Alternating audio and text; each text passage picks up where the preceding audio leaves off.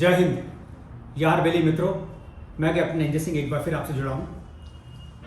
जैसा कि मैंने लास्ट वीडियो में I had shared information about the flight schools predominantly in India. So this video will be focused only for flying in the US. Today I have a very distinguished guest with me, Captain Vikram. Welcome, Captain Vikram. Thank you, sir. Thank you very much. Appreciate the opportunity. Okay, Captain Vikram has been in India for flying for a long time, close to 3 decades, before he shifted to the US. And right now he is into the flying training in the US. So without wasting time, Captain Vikram, just tell us about yourself and what you are doing in the US as far as the flying training is concerned. Yes, sir. Thank you first, sir, for the opportunity for me to be on board. Okay. So as you said, you've already given an introduction. I've flown corporate jets for about 28 years. Training has always been a passion of mine. Trained multiple first officers.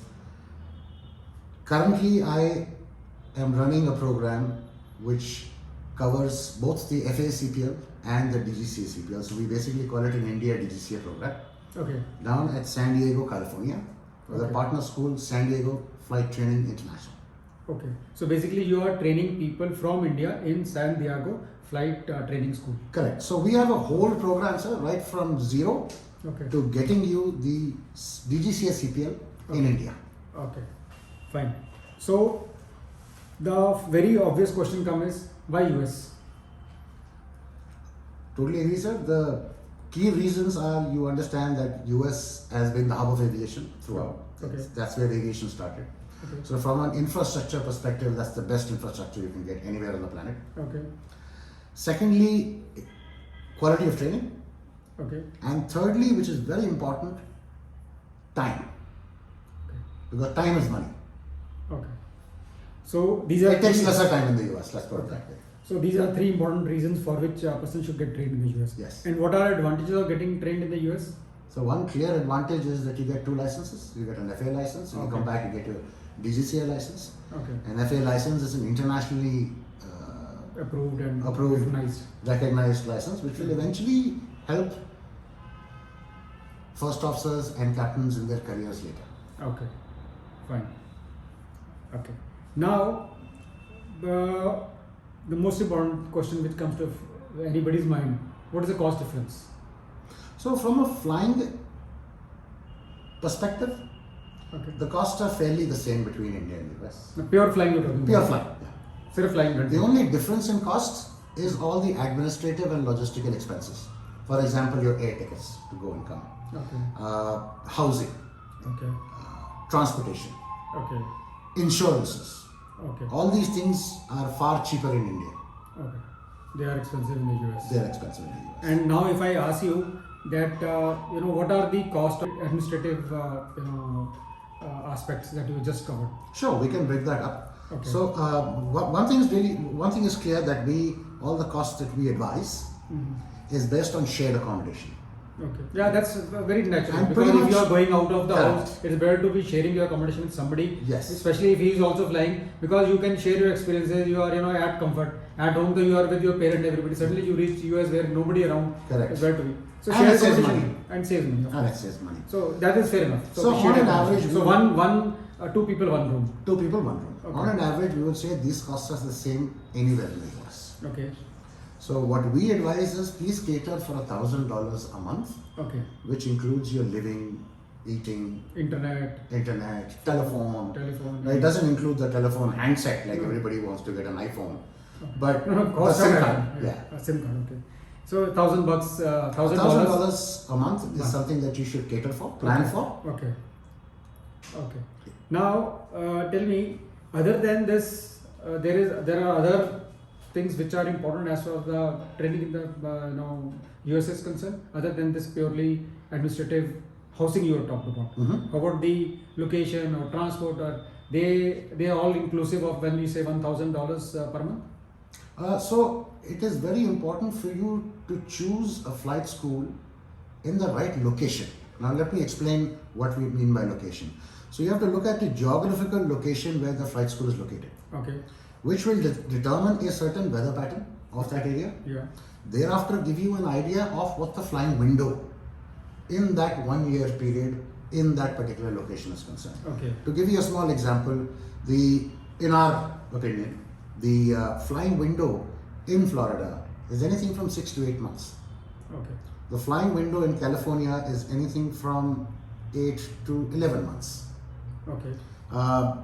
One example is there are 280 plus sunshine days in a year in California, Okay. compared to the US average, which is 205. Okay. Florida has approximately 230. Okay. So there's a 50-day difference there and then. Between Florida and Between Florida. Florida. Florida is one place where a Correct. lot of flying schools are there. Yeah. Okay. So one has to consider what point in the year from a weather pattern system are you going to the US. For example, Florida's hurricane season starting in June, ends in November. Now, if you plan to go to the US in the next 1 or 2 months, Florida, once you reach there, you'll hardly be able to get any flying done till November, primarily because of the hurricane season. Okay. As like in India, we have the poor visibility in the northern sector. Correct. Northern India, so we can't fly. Whereas California Very less has flying fair is there. weather throughout the year. Okay. So it makes a difference Okay. from a time perspective, which eventually leads to cost. Money. Okay. Okay. Now, a lot of confusion there. The Part 61, Part 141. What is the difference between the two? Can you just elaborate a little bit on this? So the distance is very simple. Part 61 is a non-monitored, non-structured program, Okay. which basically means you spend more time to get the same license. Okay. Part 141 is structured. Okay. It is a controlled environment, Okay. and the curriculum is laid down. Okay. In Part 61, you can follow any curriculum you feel so. Okay. However, practical test standards for both, when it comes to check ride, is the same. So basically, to pass out, you have to reach the same standards. Correct. But one is, a little linear in how you do it and, how many hours you do it. The other one, that is 141, is more structured. It's structured and laid down.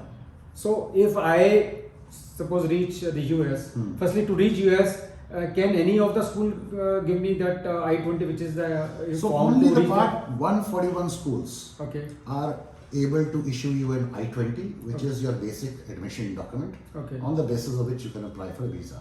If there is a school which is only Part 61, Okay. they do not have the ability to issue an I-20. Fine. So I reach the US. That school has given me I-20. It has got both, Part 61 and Part 141. So I can pick any of these. You can pick and choose anyone. So as a person, as a money wise or otherwise, standards are same to be achieved once we pass out. So if money wise, which is better for me once I reach there? Should I pick up the 61 Part 61 or Part 141? So very obvious, Part 141 is not only going to save you time, it is going to save you money, because you end up doing less hours Okay. in a controlled environment Okay. with the training and SOPs defined. Whereas in the Part 61, where there is nothing really defined, you're not even going to do more hours, but you will also take more time to do it. And time is money. Time is money. Okay. So it's better to go for It's better to 141. 141 and stick to Stick to 141. 141. Okay, fine. Now, a lot of talk about, school has its own instructors, how many instructors, how many examiners they have. How does it make a difference? It makes a difference because, well, you have to train, right? So you need instructors.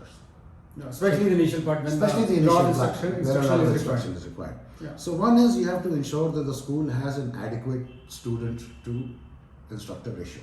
Okay. Instructors of two categories. One are career instructors, and the other instructors that come basically do the time reading. Okay. Our recommendation is choose a school which have full-time instructors, Okay. who are career investors, who are career instructors, sorry, Okay. who actually know what to do, and that's something that Will is help in part of everything. their job and will help in your career. Okay. The part-time instructors are primarily interested in building hours. Okay, fine. So let's take it that instructor is there. Now examiner is one thing which people have talked about. Some schools there we have our own examiners. Some people say no, we will manage examiners. What is this game for? So there are the top 1% schools which have their FA examiners in-house, approved by FA. That means they have school has its own examiner. School has its own examiner, Okay. right? So not all the schools have it. No, it's roughly 1% of the top schools in the US, Okay. who are old schools, Okay. who the permissions have been grandfathered in, Okay. are the ones who have that permission. So this is very important because if the school has its own examiner, life becomes much easier. Can you just explain a little more on this? So the other way, when the school doesn't have their own examiners, is now you have to get in touch with an FAA employee who is an examiner on the airplane that you fly. Okay. Now remember, that gentleman or lady is an employee of FAA. They have 10 other things to do just to take your check ride. So now you have to work according to their time and their schedule. So basically, A it's an lot of outside time- agency where you have to tie up and Correct. go as per their requirement. So if you have finished your say the required hours and you're ready for check ride, but the examiner is not ready, you get stuck. Exactly.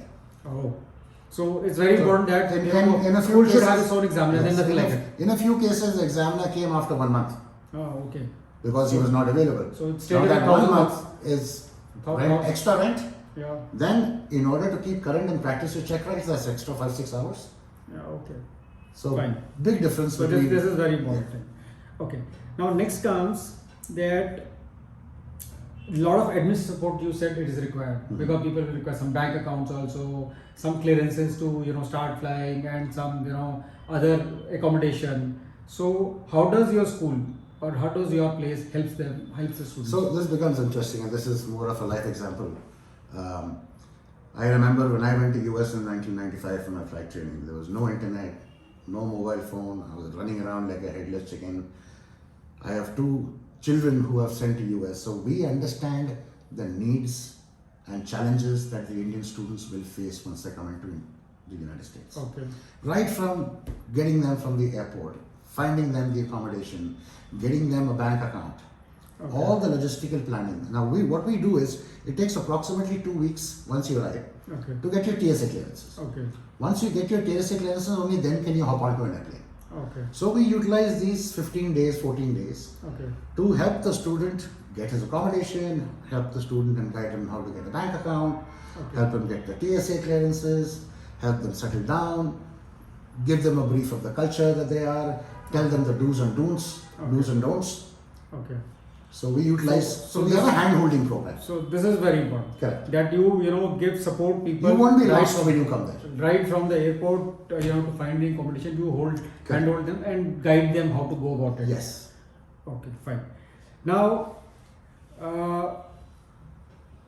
how much of cost will is one thing which still stuck in my mind, because this is one important thing which anybody will calculate. Can you just elaborate a little more? How much is the cost of your flying school? Vis-a-vis how much it costs in India as far as the flying is concerned. So all the research that we've done, so our program, number one, is an integrated program. And we ensure that you get your licenses in that particular package. Okay. And we structure our program slightly differently to put in a stage of success for the student. Let me give you a small example. Before you give a check, right, we do 2 state checks before, which basically increases your chance of success to clear that check, right? Okay. So we've structured our program in such a way that you will get your CPL licenses in those 200 hours that we are talking So about. what you said that you are giving 2 kind of a semi-final or semi-check ride, that so that they are ready for a check ride. Absolutely. So your program caters for a normal human being, normal Indian student who reaches there. He doesn't have to be very bright or very skilled, nor he should be absolutely down that the spectrum where it is difficult to pick up. Correct. But for a normal student, it is that you have fair amount of assurance that he will pass his. That he will pass everything. Okay. Now in this training program, how much does it cost? So our program costs $58,550, Okay. all inclusive. $58,550. Correct. Okay, fine. So And it this costs takes care approximately of 44 all, lakhs or something. yes, and this takes care of all the costs. And let me clarify, there are no hidden costs. Okay. Anything that is required for the issue of the FAA license Mhm. is covered in this. You can take check ride fees, ground instruction, examination fees, written fees. No, I want to, because when I say cost, I am interested in, because I know that a lot of people, a lot of agencies are quoting some $35,000, $40,000, whereas you are quoting 58,550. So there's a lot of difference. So that is why I was stuck to this. Why this extra cost? Yeah, so I've seen quite a bit of these quotes. Unfortunately, one, they're not showing you the full picture. Okay. So I can give you a skeletal cost. Okay. Then once you come there and you want the skeleton to walk one step, then you'll have to buy the flesh, you'll have to buy the organs, you'll have to buy the eyes. Okay. So our philosophy and our business culture is to ensure that 100% transparency is there Okay. and no hidden costs are involved. So basically, you are saying that you are covering all the costs. There are no We hidden cover costs. everything, and a lot of quotes that I've seen, unfortunately, are missing a lot of information. Okay. So people who are saying $35,000 and $40,000, ultimately once you reach there, then you come to the picture is different. Ultimately, it's different. You will, in our experience, an average student spends anything from $50,000 to $80,000. Oh. Depends on where you go, Okay. what time of the year you're going, location, as we discussed, And the how quality much of time you're taking, quality of training. and the quality of training.